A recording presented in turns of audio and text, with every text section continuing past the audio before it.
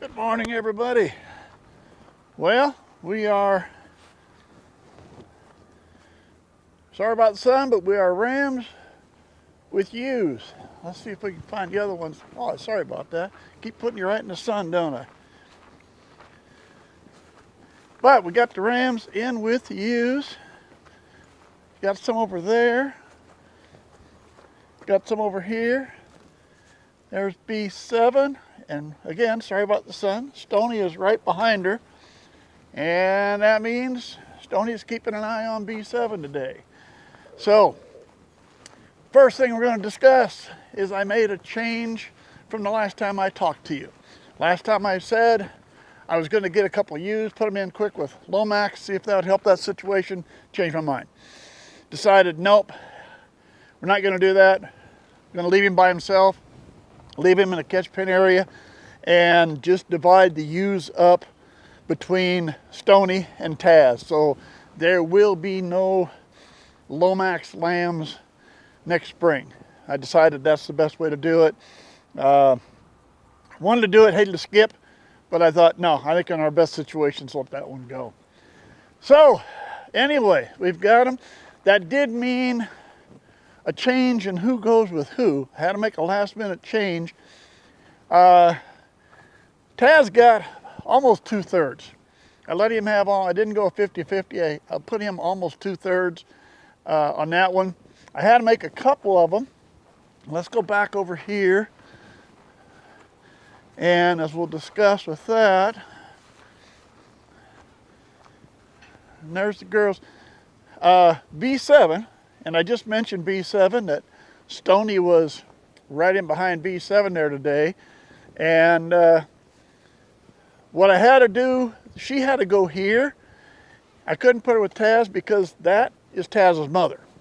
So you get some where you'll have, people don't have that much problem with father and daughter on lambs, keeping the lambs, but technically if you think about it, that's almost natural in nature's way with sheep.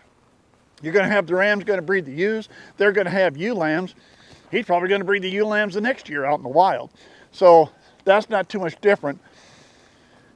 But son to mother, I don't know how that would work. But either way, I put her over there. The only one I had a bit of a problem with, and again, I'm going to point you towards the sun, but I can't help it, is her ewe lamb is in there. Kind of the one looking back at you now, the more white one. I had to separate them because of the last minute change. And I mentioned to you once, you want to separate them at least a week or 10 days. I didn't have the opportunity to do that because I made my decision at the last minute. So I had to separate them, and she bawed for a couple days, and that was the end of that. But that is Taz's half sister. So there I was making my choice, put her with her half brother or put her with her father, one or the other. I decided for this time around, we're going to put her over there. Plus this way, all of last year's lambs, the 3 ewe lambs, are all with the same ram. I got them all together, all the same. Matter of fact, part of the reason I did that, just in case, and I'll discuss that in a little bit, something came up that was almost a good thing. But anyway, there we are with that. So far, Stony, I've seen him with 2 ewes so far. Taz, oh, now, let's see. Yeah, just 2 so far. Taz also with 2. And that'll be one of the next things. Let me hang you up and we'll discuss that. All right, as I mentioned, he's been with 2 ewes and I've seen him with 2 ewes. And a lot of times you're not going to see him breed. I have in a couple situations. But the thing you always look for is like this. Sticking close by. If he's got a ewe, he's probably going to stay with her most of the day. You're going to find him. If you find that he's laying with one and staying with one all day, you know, that's probably, even if you didn't see him breed, that's probably what was going on in that day. Now, if you're getting ready, this is your first year, or you haven't even got into breeding yet or whatever, something to keep an eye on. In the case over behind you is my ewe Maxine. Now, I've had them separated into 2 pens like this. And you always wonder, well, with the rams and with the ewes, technically it goes the other way. There was one day I came out and Maxine was almost climbing the fence trying to get to where the rams were. Now the key was I marked that down. That happened to be the 11th of September. Painted desert ewes are going to come in every 17 days, and they do that all year round. All right, so that's how they're not just going to breed in the fall, they can breed all year. So the 11th of September, I marked her down. I said, all right, 17 days, should be about the 28th. Sure enough, on the 28th, she's back trying to climb the fence on the 28th. I said, great, that should put us down to October 15th. The rams went in with the ewes on the 11th. Sure enough, October 15th, Taz spent his day with her that day. So in my situation, what I do, I mark that down. In Taz's case, day one on the 13th he went in, he spent the day with Megan on the 13th. So I mark her down the 13th. I marked Maxine down on the 15th. For Stoney's over here, when he was with Tammy, I think that was the 13th or 14th. I'll have to go back and look. And now B7, you mark those, write them down, and now come back 17 days. So in Megan's case, it was the 13th. I'm going to add 17. That's going to be the 30th. October 30th, if he's back with her again, clearly she didn't make the first time. If he does not around her the 29th, 30th, or 31st, clearly she was probably bred on the 13th. Mark it down. You keep track.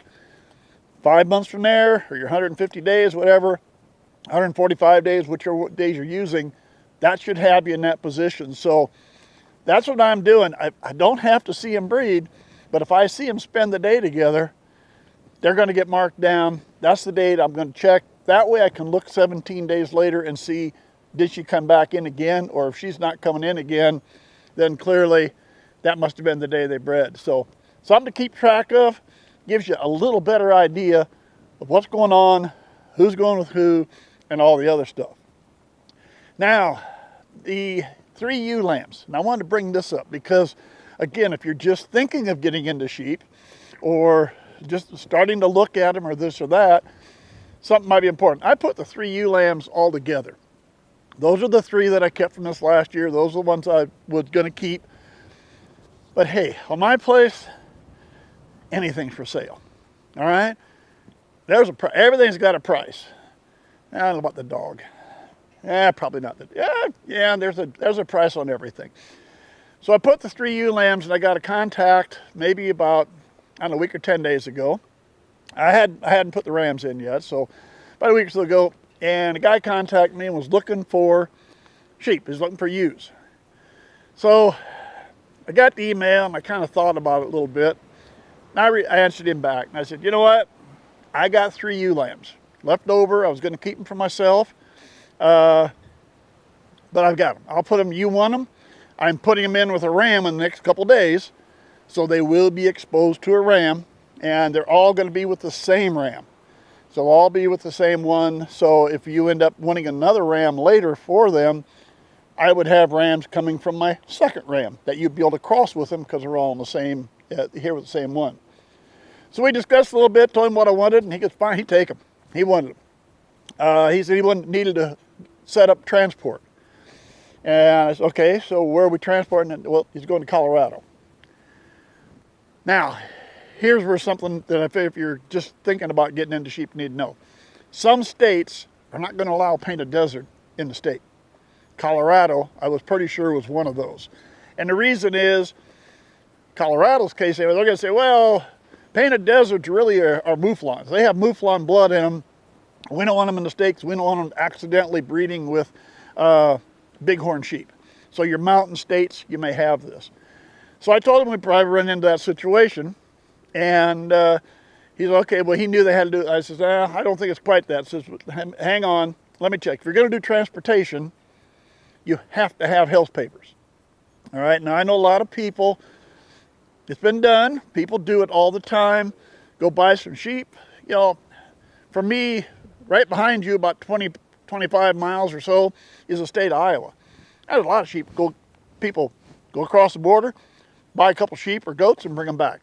They don't get health papers. They cross the state line, but they don't. That happens all the time. So you're going to have situations like that. But in transportation, they're going to require it. So I made it simple. I called my vet, And I said, hey, I got a guy who wants to buy some of the sheep. They're painted desert sheep. He wants to take them to Colorado. We check on it. And my vet immediately, they just call Colorado. They know the right people to talk to. They call Colorado. I got a call back within 20 minutes, and the vet said, they ain't going to Colorado. They won't let them in. So if you're going to get them to Colorado, you're going to have to come get them, and you're going to have to sneak them across the state line if that's what you want to do, or go across. But you can't do transportation because you'll need health papers. But I wanted to say that because that way, if you're thinking, depending what state you're living in, you may run into the same problem. You may say, hey, this is great. I see all these people painted desert sheep. I want some. Better check your state regulations, because some states just aren't going to allow them in. So anyway, that's why I put all three. I put all three to leave him with him anyway. But then in my mind, I thought, if somebody wants something yet, everything on the place is for sale for a price, I want to have them all together so they're all bred by the same ram. So that's kind of why they all ended up over there too. All right, a couple more things. If you notice, I'm now feeding hay out of here, where the hay was always in the hay rack over there. I'm not using that anymore. I'm feeding here. And the main reason is I now have a ram in the pen. And rams sometimes can get their horns caught in those. I know a lot of people still use those, but if I'm doing rams, I'd rather feed them and stuff like this. They'll waste a little, they're gonna crawl in it. You're gonna have to clean it out once in a while. But I figured I'd rather do that and have with a horn caught. I've actually had that sitting crossways out of a fence, and I had a ewe with pretty big horns. She actually hooked one horn on the fence and one horn on the feeder. So, and then I have come out when I had a ram in there once and found the hay feeder laying sideways on the ground. So that was the end of that, no more of that. So that's why I'm now doing a feed here. Second thing, there's the guys and the girls. This time of year, I always say never turn your back on the ram. This time of year, never ever turn your back on the ram, and be very careful. This is the time of year to be a little more careful. Got a lot of testosterone in there. They're breeding, they're protecting ewes, and keep an eye out. So if I've ever had an encounter once, I had that with Lomax, and that was basically during this time of the year when they get a little hot and bothered then. So watch yourself, and I'm standing right next to this fence, so we'll kind of keep them away if I have to. And that brings us to the last thing. Taz here. We put a measurement on old Taz. Yes, we did. Stuck a measurement on him, put a tape on him when we had him in, and I'm happy to say he measured out at 97 2/8 inches. So he will get his gold star. I've sent the paperwork and everything in to him to get his official gold star recognition. And if my math is right, I'll find out when I get the reports, but if my math is right, he will have gotten his gold star at 18 months and 19 days. So that is the fastest yet, way ahead of Lomax. Lomax is just over 2 years. So Taz, gold star, I'm glad to see that. Now all three have made their gold stars, got that accomplished. All right, well, I guess we're set in. We've got to go and let's see what's going on. Oh yeah, there we go. And as I said, there's our latest lovebirds laying there together. Got themselves a spot. So we'll definitely have to mark her down. Probably catch you in a couple of weeks. There's not a whole lot going to be going on now. I'll try to keep you up with updates, but really for the next 2 weeks, there's anything for me to do. Watch what ram is with what ewe. Mark the date down. Check back 17 days later. So for now, we should be in a position, I might know the first 1 or 2 that the rams were with. By the time I'm back in 2 weeks, we might be getting close to knowing which is which. We'll find out. We'll see anyway. But otherwise, we'll catch you in a couple weeks.